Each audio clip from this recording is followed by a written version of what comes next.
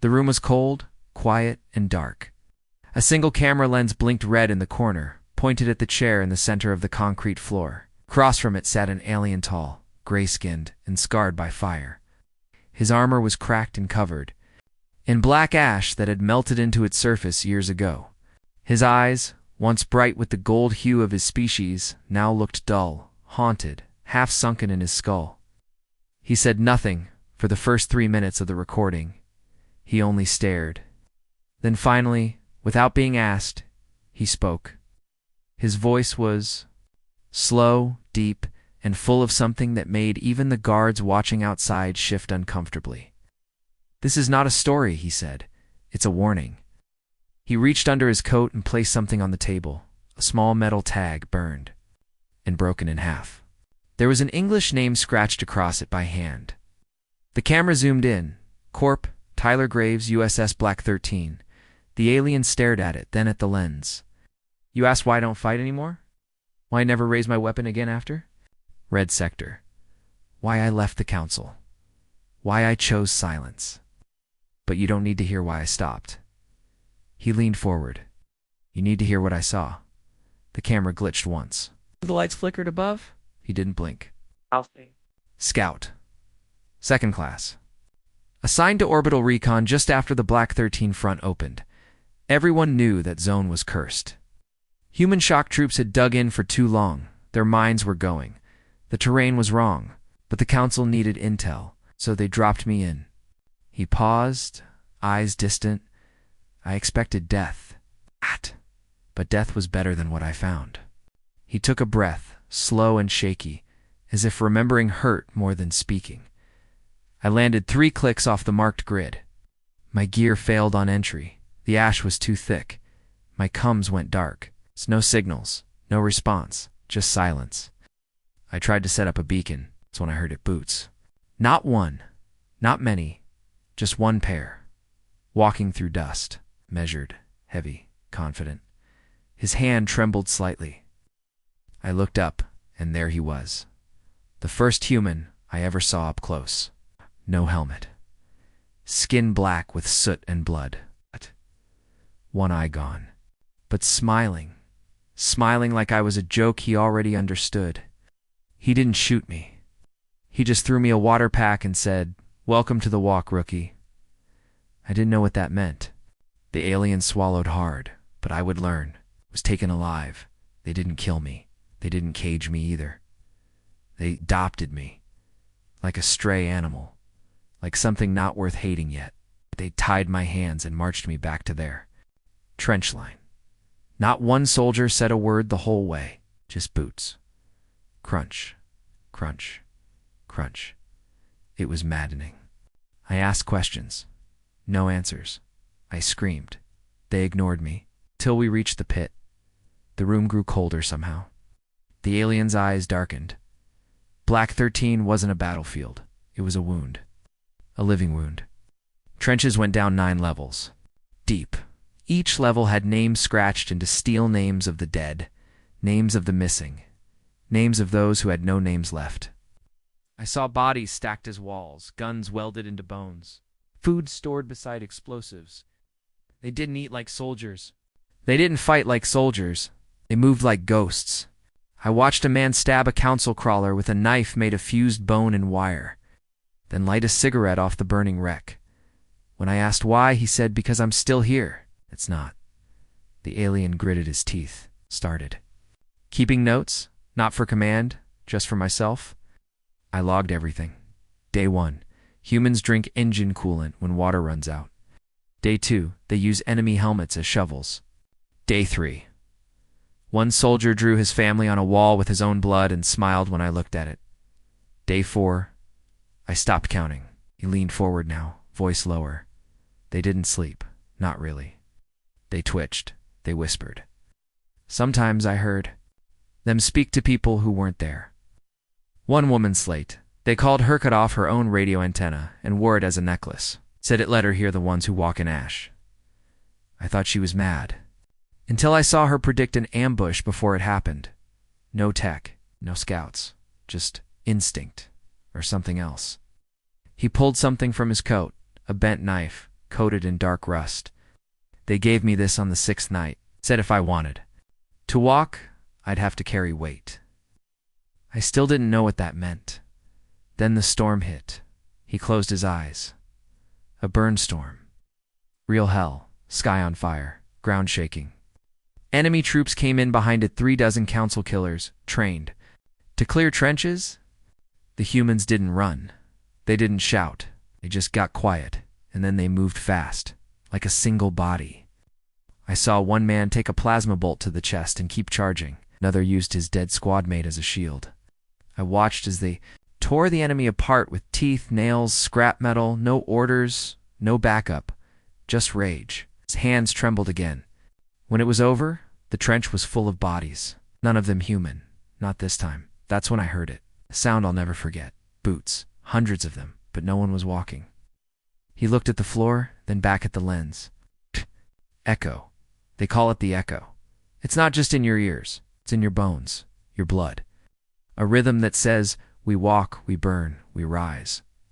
I started to believe it, not as propaganda, as truth. He gestured to his armor. This isn't mine. It was given to me by a man who died smiling. He said I had earned the ash. The alien exhaled. That's when I realized this wasn't war. This was a transformation, a ritual of pain, and the humans, they weren't fighting to win. They were fighting to be remembered. Every boot print, every scar, every echo was a message. Not to the enemy, but to the future, to the galaxy, to you. He stared into the camera now, voice hard. You want to know why I left the council? Why I refused to fight another human after Black 13? It's because I know what's coming. They're not soldiers. They're a storm wearing faces. They walk even when their hearts stop. And they remember everything. You think you can stop them with force. But you can't stop a story once it starts walking. In this story, he leaned closer. This story has boots.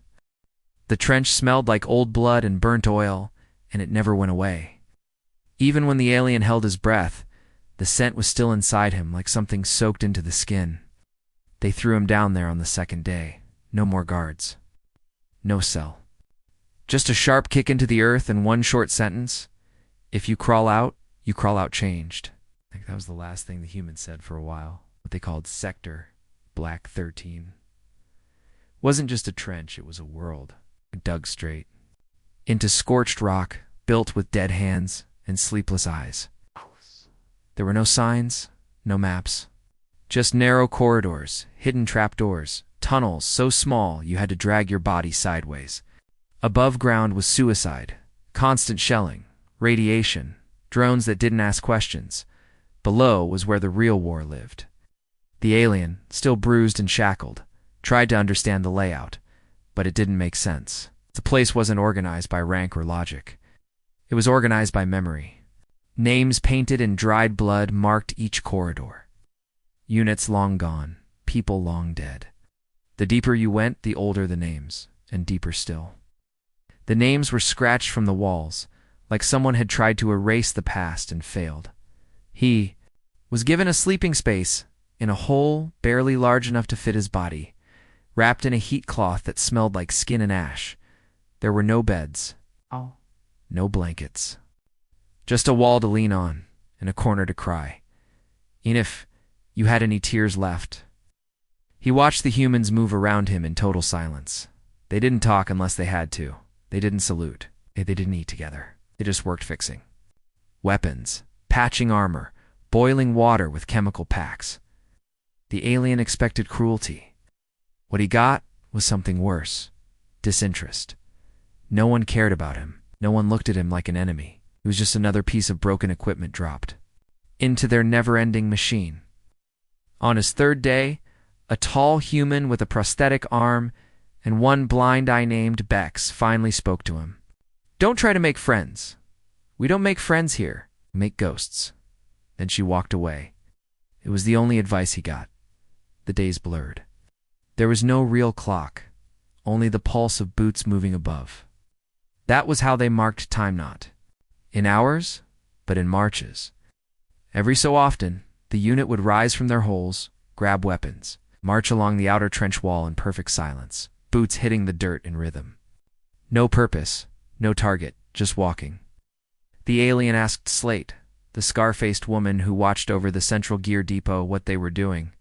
She answered without turning, "We're reminding it we're still here." "Reminding what?" He asked. "The ground," she said. "It forgets if you stop moving, and then it swallows you." He didn't understand at first, but he would. The humans didn't behave like trained soldiers. They moved like animals that had learned to think. They painted their armor with ash, used broken enemy rifles as bayonets, carved their names into their boots instead of ID tags. Some wore necklaces made of shattered cum chips. One man tattooed Air 47 on his forehead and laughed like it was a joke only he understood. The aliens started hearing whispers at night-old Earth songs hummed under breath, phrases repeated in strange rhythm. "If I fall, you rise. If I break, you walk." No one claimed to be the leader, but everyone obeyed Bex when it mattered. She had the look of someone who had died once and didn't like where she went. She told the alien on his fourth march, "You're still thinking? Like a soldier, that's why you're shaking. We're not soldiers. We're the broken pieces they threw away." She pointed to the black tattoo on her neck. "You'll earn yours soon enough if you survive the drill." The drill came. Suddenly, with no announcement, a blast alarm screamed. Doors slammed. Lights flickered. Everyone grabbed weapons and ran not toward safety, but toward the void tunnel, a black corridor so narrow it swallowed light. The alien was pulled along, weaponless, breathless, heart-pounding. As they charged through the dark, humans began to chant, not loud, not proud, but slow and guttural. Left foot, fire. Right foot, pain. Left foot, fear. Right foot, rage. The sound bounced in the metal until it became something else, something bigger. They emerged into a kill zone. Enemy drones. Fire, chaos. The alien froze, but the humans didn't. They moved together like a hive of knives, leaping over bodies, ripping open armor, taking shots, and never stopping. He saw one human get his arm blown off and keep swinging the other one like it didn't matter. Another woman jammed a shard of broken visor into a drone's core and screamed as it exploded. The alien didn't fight. He just crawled behind cover and watched the impossible happen. Humans bleeding, limping, falling, but never dying like normal soldiers. They laughed while burning, cursed while coughing blood.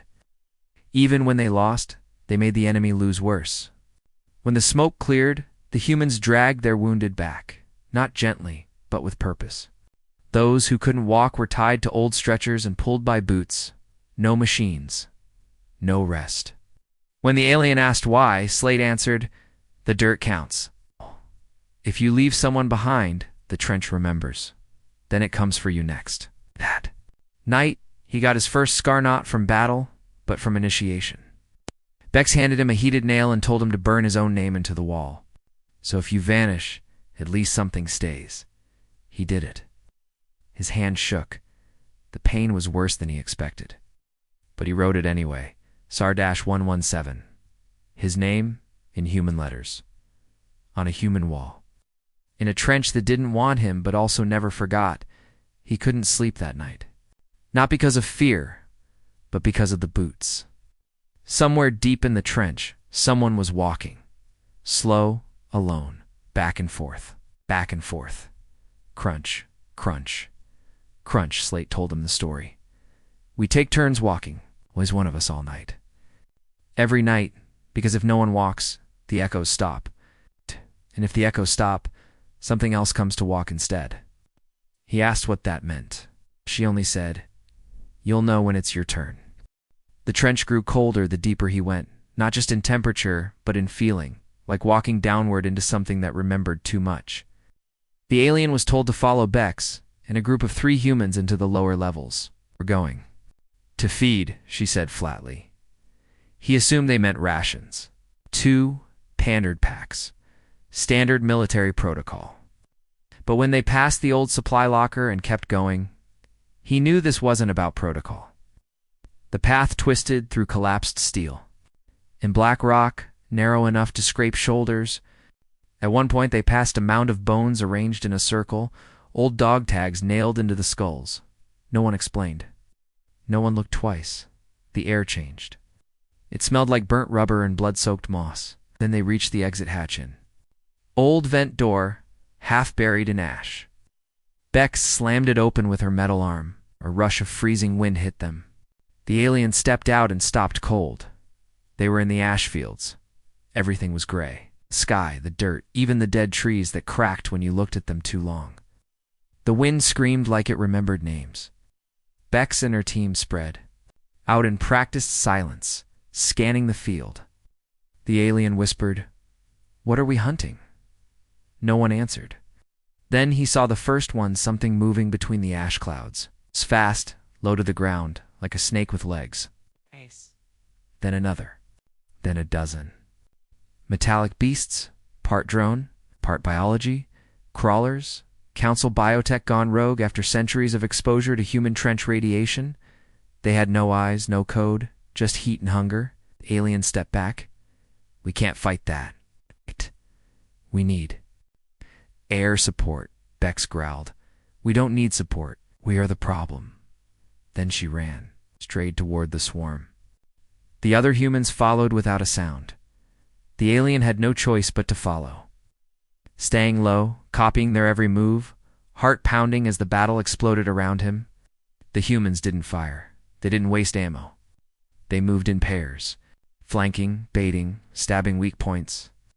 One crawled onto a crawler's back and jammed a spike into its joint, twisting until the machine screamed and burst into smoke. Another sliced its head open with a sharpened piece of trench shovel. X. Moved like fire, dragging one crawler into the ground, pinning it with her boot and cutting into its underbelly with a dull knife. The alien watched, stunned. This wasn't combat.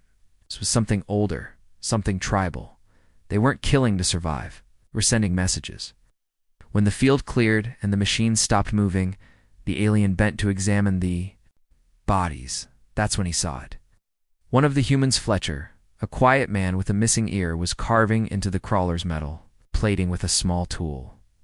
Words. Human words. No mercy, no memory. He did it to all of them. Every kill was branded. The alien asked why. Fletcher looked up, eyes blank. "Because we don't eat alone. The ground watches." You feed it a message. The alien didn't understand, but the others nodded. Then the real feeding began. Humans didn't carry food back. They made it here. They harvested parts organic sacs from the hybrid drones, nutrient tissues, heat coils. Bex wrapped it in foil, poured chemical fire over it, and in minutes they were eating from the flesh of what they'd killed. Ow. The smell was foul. The taste Fletcher offered him a bite was worse, but the others ate without flinching. Slate said, "Better taste metal than taste death." The alien gagged but forced it down. Hunger had no dignity here. That night they didn't return immediately. Instead, they built a fire in a sunken pit and sat around it, saying nothing. The alien noticed they didn't look at the flames. They stared outward into the ash, weapons ready. "Why here?" he asked. Bex finally said, "The trench watches. Who feeds it? And who feeds beside it?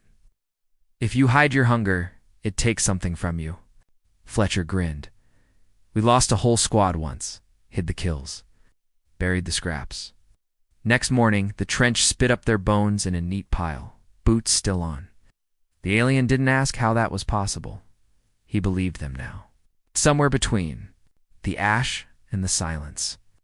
He had stopped needing logic. After they buried the unusable remains under marked stones, they began the walk back. But they didn't march in silence this time. They sang. Not songs of glory, old songs, earth songs. Half-remembered, broken by war, stitched together by voice and pain. Slate sang about a river. Bex sang about fire. Fletcher hummed a tune with no words. The alien joined them without knowing why. Maybe because the wind listened. Maybe because the field echoed back. When they returned to the trench, something had changed. The others nodded at them. New faces. Silent approval. The alien was handed a ration patchred stitched cloth with a boot print on it. No one explained its meaning, but he wore it. The next day he woke up and found a gift beside his sleep hole. A knife made from crawler bone, carved with his initials. SAR. He held it like it weighed more than steel. Fletcher passed by and said, "Welcome to the table." The alien looked down at the blade. "I didn't earn this." Fletcher shrugged. "The trench says otherwise." Night, when it was his turn to walk, he walked with the knife at his side. "You're Stalden," and the echo of his boots sounded a little heavier. The fourth night was colder than the others. Trench walls sweated dark moisture that smelled like copper and old bones. The alien had grown used to the weight of silence in Black 13, but something felt different now.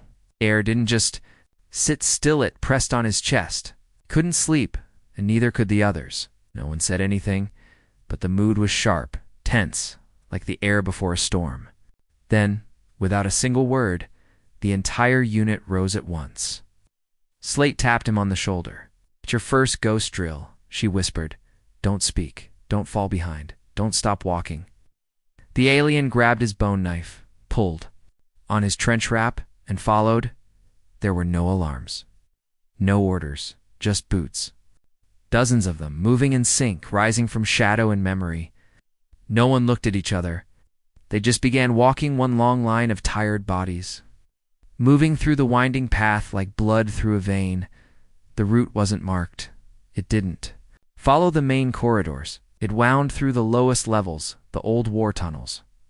Places where the walls were burned and warped, where names had been scratched over by deep claw marks. The deeper they went, the less the trench looked like something humans had built. The metal bent in strange ways, curled inward like it was breathing. Old speakers flickered to life and died again. Static hummed behind the walls. At one point, a child's voice echoed for a second, then silence. The alien whispered, "Did you hear that?" Slate shot him a glare so sharp it nearly stopped his breath. "No speaking on ghost drill," she hissed through clenched teeth. "They hear better when you talk." They walked deeper still, past old corpses that hadn't rotted, past a door sealed with melted bone and rope. A mirror nailed to the wall. One by one, each soldier looked into it for just a second. The alien copied them. What he saw chilled his heart. Its reflection wasn't moving. It stood perfectly still, eyes black, mouth slightly open. Didn't blink. He looked away and nearly stumbled. Slate grabbed his shoulder to steady him. "Keep walking. It's not your time." The deeper they went, the louder the boots echoed. Crunch, crunch. The alien noticed it first. There were more footsteps than there were boots. Something was walking just behind the last man in line. He turned his head slightly, just enough to glance. No one was there. But the echo kept going, offbeat, late by half a step. Like it didn't know how to walk like them. They passed a section known only as the gallery. It was a narrow hall lined with pictures scratched into the metal walls, portraits of humans. Some with names, others marked lost or no data. Each one had a pair of boots etched underneath. Some drawings had teeth marks.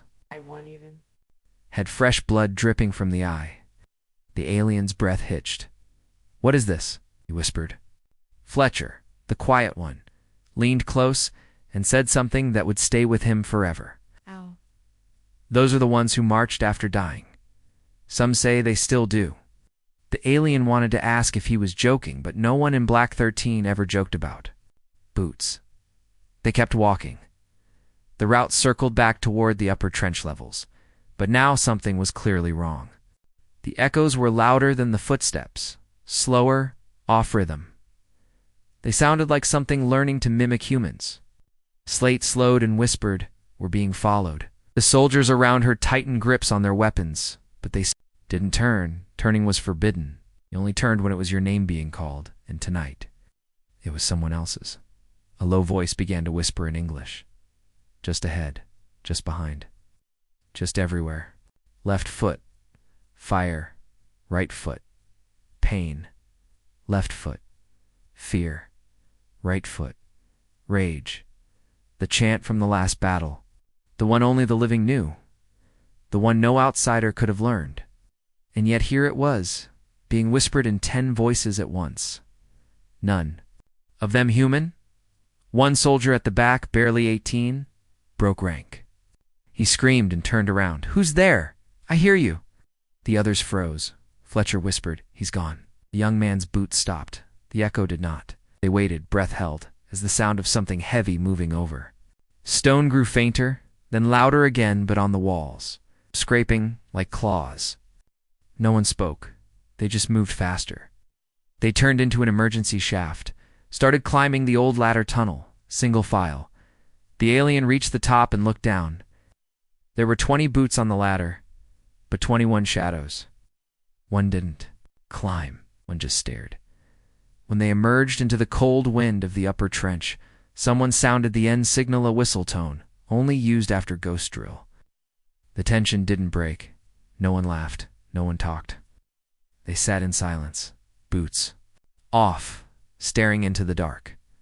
Slate finally spoke. "That's why we march. To drown out the dead. If we don't, they come to walk for us." The alien asked, "What happens if they do?" Bex answered from the side, voice like a hammer. "What?" "Then you become part of the drill. Forever they won't kill you. They'll just wear your skin and your boots, and no one will know the difference." That night, the alien found his own boots placed beside his sleep hole, cleaned, repaired, and marked. On the sole of each boot was a single word burned into the rubber. Listen, he didn't know who had done it. Maybe the trench itself. Maybe a soldier who didn't want to speak. He lay awake, knife at his side, boots beside his head. And deep beneath the trench, far below where humans dare walk, he heard them, the other boots, walking in rhythm that didn't match. Practicing, waiting. The trench had gone silent again, but it wasn't the usual silence of tired soldiers or late-night watch. This silence was heavy, like the trench itself was holding its breath.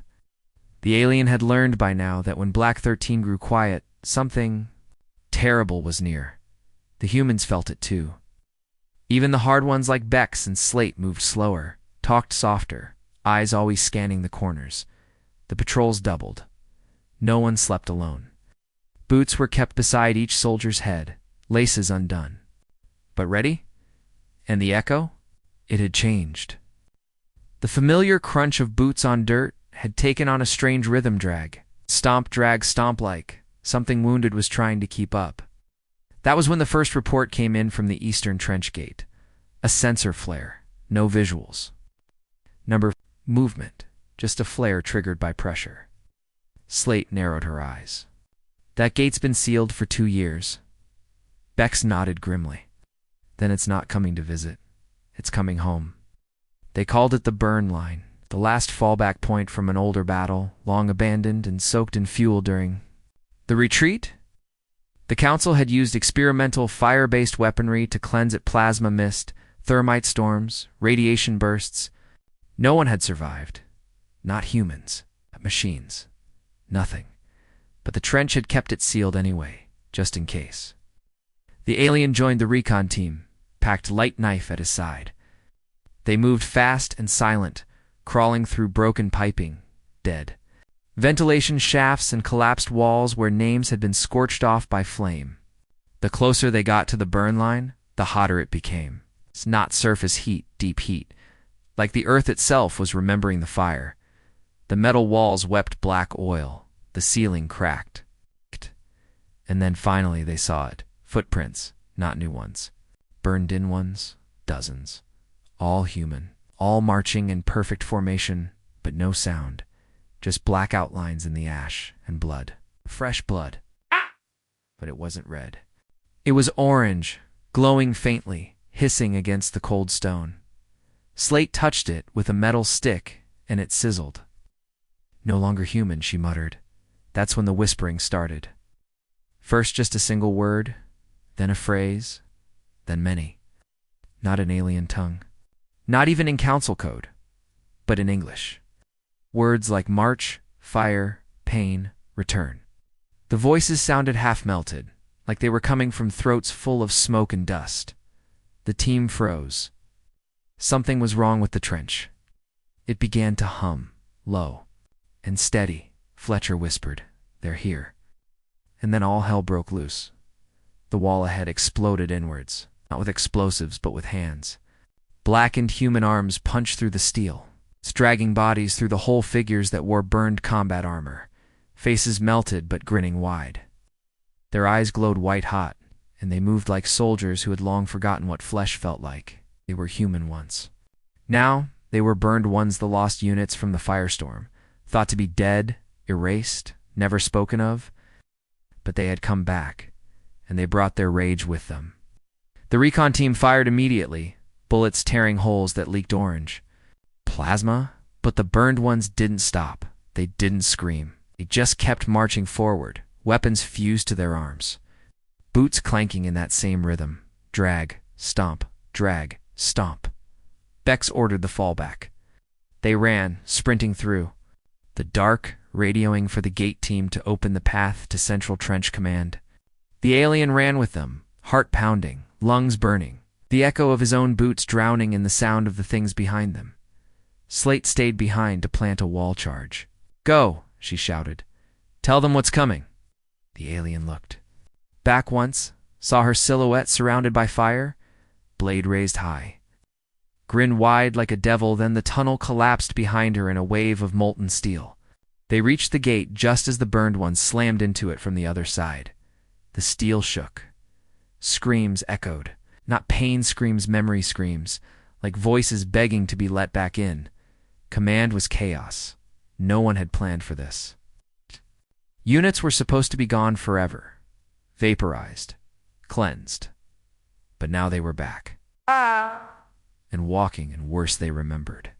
They knew the trench. They knew the codes. They moved like they had trained there. The aliens stood in the center of the map room, watching old unit names flash red across the board. Red Sector, Ember Hill, Gate 5, all gone. Bex slammed her fist into the wall. They're not attacking. They're reclaiming. This is their trench too. We left them, burned them, buried them. Now they want it back. The alien asked, "How do we stop them?" No one answered, not even the captain. There were no manuals for this. That night they pulled every soldier to the walls. No sleep, no food, just boots, rifles, knives. Every name was painted fresh on the trench sides. Every wall was marked with warnings. "We still walk. Ash is our flag. Nitrogen manokes, ghosts allowed." Burned ones responded by stacking the bodies of their dead at the gate's humans. Council, even other burns stacked into shapes. One was a pyramid, another was a spiral, the third was a circle of boots, all facing inward. Beck stared at it and whispered, "That's a calling mark. They're asking for one of us." The trench shivered. And then, across every speaker, every wall radio, every old rusted headset, Evan, the broken ones of voice spoke. It was in English. "We walked through fire. Now open the door." The trench had always been cold, but now it felt frozen in fear, like the walls themselves didn't know what to do. That voice, the one that came through every speaker, every old headset, even the broken radios, had done something no enemy attack ever could. It made the soldiers of Black 13 hesitate. And hesitation was death. Beck stood at the command table, her jaw locked, metal fingers twitching. Around her, the few remaining squad leads stood silent, waiting for anyone to make a decision. The alien had never seen them like this. These were warriors who walked through fire and laughed in the smoke. But now they looked like kids caught between two burning doors. The voice had asked for entry, not demanded, not threatened, asked, and that made it worse. Because the burned ones hadn't broken through. They were waiting. Boots in place, eyes glowing through the smoke. They remembered everything. They knew the trench. They could have attacked. But they didn't. They wanted permission. Slate was gone. So was most of Red Sector. The burned ones had taken that ground without firing a shot. No bodies, no sounds, just silence. As if they moved through space, not war. Fletcher spoke first. His voice cracked from smoke and grief. "We left them to burn," he said. "We heard their screams. We shut the gates. We called it strategy. But they remembered." Bex didn't answer. She just stared at the tactical map. watching the blinking lights vanish one by one as sectors fell not in battle, but in silence. The burned ones weren't killing. They were absorbing, becoming part of the trench again, their trench. The alien finally asked, "What, no one?" Wanted to say, "What happens if we let them in?" Fletcher gave a tired smile. "And we find out what happens when the dead take over the living." Another soldier spat. "They're not ghosts. They're us. Burned, twisted, pissed off, but they're us." That's what made the decision impossible. They weren't aliens, not council, not enemy. They were the forgotten, the ones Black 13 had written off and buried under a firestorm. And now they walked like memories that never faded. Another voice spoke up, Juno. The youngest sergeant left. "If we let them in, what's left of us? What's left of the rules of who we are?" Bex answered, voice like steel scraping stone. "Rules died the day we burned them alive." The trench gave no answers. It never did. The walls just sat there, quiet and watching, waiting for the choice. The alien asked, "Has this happened before?" Fletcher nodded. "Twice, in other sectors. Sector 9 let them in. The lights never came back on. Sector 17 refused. We found their boots but no feet in them. No good options. Just worse ones. The soldiers gathered in the Echo Hall, where old decisions had been made long ago. There was no high command anymore, just boots and voices. One by one they spoke. Some said let the burned ones return. Others said hold the trench and die standing. Bex listened to all of it, face blank, body still. Then finally she raised her hand and said just 5 words. "Let the trench choose us." No one knew what that meant at first, but she explained. "The trench remembers who walks it. It knows whose names are real and whose are dust. We walk it now. We let it decide." It was madness. But madness was the only thing that made sense anymore. So they agreed. The drill began at midnight. Every soldier, even the injured, even the alien, lined up in full gear and began to march boots in perfect rhythm. No lights, no talking, just the old words whispered through clenched teeth. Left foot, fire. Right foot, pain. Left foot, fear. Right foot, rage. They marched through every level, past the old burn walls, past the blood-painted sectors, past the places where names had been scratched off by unknown claws. They walked until the trench felt them, until the walls began to pulse with heat, till the air shimmered. Then the burned ones joined them. No fighting, no attack, just marching. Their boots synced to the rhythm. Their melted voices joined the chant. Their twisted arms held weapons, but not raised. They walked beside the living, glowing eyes staring straight ahead, smoke leaking from broken mouths. The trench felt alive again, more alive than ever before. It hummed, it breathed, it watched, and then it chose. One by one, the burned ones peeled away from the line, walked into the walls, into the tunnels, into the cracks that no soldier dared explore. They vanished, not in smoke, not in flame. It's in silence, like they had never been there. When the march ended, only the living remained. The air was clean. The metal no longer wept. The echo of the boots faded into peace. No one spoke. Of it afterward, not even Bex. The cums came back online. The gates stayed sealed, but the trench. Something had passed judgment, and it had spared them, or perhaps accepted them.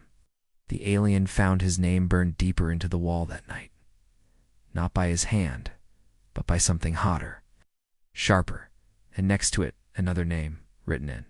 The same flame slate, gone, but remembered. Part of the trench now. From then on, no one asked if the burned ones were still out there. They knew the answer. They would always be there. Marching, watching, waiting for the next time someone forgot. Would it cost to abandon your own? The trench had grown quieter since the burned ones vanished into its metal veins. But that silence carried a weight the alien couldn't shake. He had walked among humans long enough to see what war had done to them, how it broke them, reformed them, and sometimes built monsters out of memory. But even after all the horrors, the ash, the drills, and the whispers, He knew there was one more layer, one more truth buried deeper than bones. He didn't ask for it. It came to him. That morning, Bex called him without a word. Her expression said everything. Today wasn't another patrol. Today wasn't a test. It was a reveal. She handed him a rebreather, loaded her rifle, and said, "We're going beneath the trench." Where it started, he followed without question. The others didn't look at them as they passed. It was like they knew, or like they didn't want to know what waited below. The tunnel she led him through wasn't on any map. It curved downward. Behind broken pipes, behind steel melted into bone, the air was thick, humming low with an energy that tasted like static. They moved for what felt like hours, deeper into the crust of the dead world, until even the trench above felt like memory. Then they arrived. It was a room, or it had once been. Now it was a pit wide, circular, with walls scorched black and carved with words, English words. Every inch of metal was filled with names, coordinates, orders, screams, messages that had never made it out. Bex walked slowly to the edge and pointed. "This is where we first made the mistake, before the Council War, before even the trench." The alien stepped forward and saw the truth. The center of the pit, partially buried under rubble, was a shape knot. A machine, not an alien, but a human, or what had once been one. It was fused to the wall. Face melted in a permanent scream, but its hand was still moving, scratching into the steel. Over and over, the same sentence, burned deep into the wall in blood and soot. "The trench." Remembers, the alien stepped back. "What is this?" he asked. Bex answered without looking. "Prototype psychic warfare unit, human experiment. They tried to make soldiers who never broke, who never forgot, who could learn from death itself." She paused. It worked too well. The being at the wall was long dead, but something inside it kept going. It wasn't alive, but it wasn't gone. "They buried it here," Bex said. "Built the first trench around it, thought it would contain the effect. But the echo, it spread. The alien suddenly understood. The drills, the burned voices, the boots that walked without feet. This wasn't superstition. This was a system, a neural web made from trauma and memory, amplified by the ground itself. The trench had a soul, and it was made of everything humanity tried to forget. Bex knelt beside the pit and lit a small flare. The room filled with flickering light hand. Then the walls moved. Not physically, but with motion inside the steel. Faces appeared, pressed into the surface, stretching thin like ghosts trying to scream. They were human, alien, council, all caught. In the echo, "Every death here gets recorded," Bex said quietly. "Not just in files. In the trench. In this room. The longer we fight, the more it learns, and the more it teaches us." The alien trembled. "But this is madness." Bex looked at him, eyes cold. "No, this is how we win." Suddenly, the lights flickered and the steel groaned. The figure on the wall moved again. The hand paused its carving, and for 1 second, the trench spoke through it. Not with words. With emotion. A flood of memories hit the alien's mind soldiers, burning, screaming, charging with broken limbs, humans dying while laughing, killing with tears in their eyes. Refusing to stop, refusing to surrender. He collapsed to his knees, gasping. It wasn't pain that broke him, it was willpower.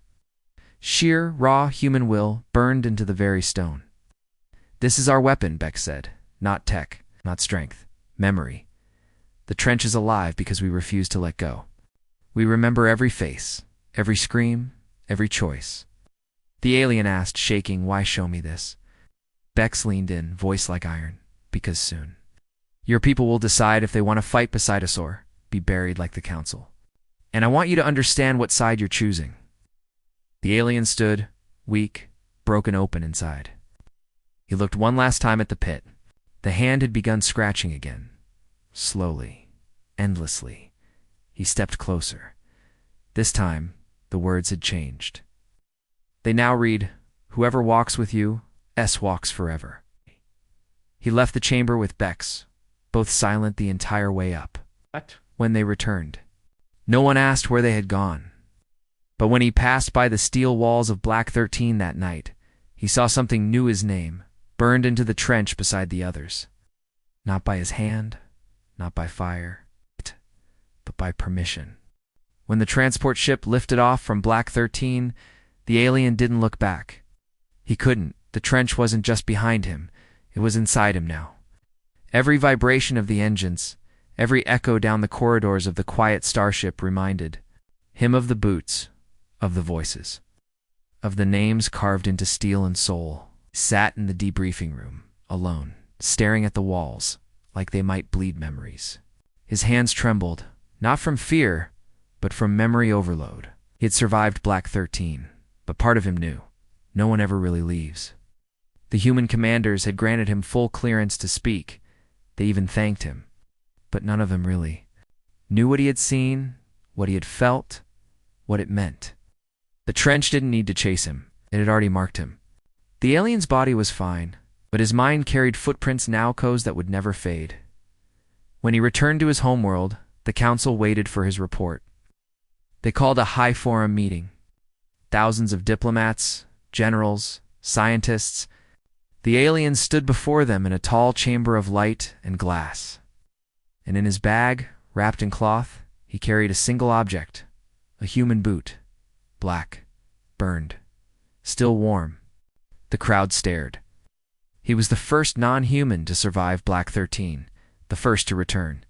They leaned in. They wanted answers. They wanted strategy, weaknesses, secrets.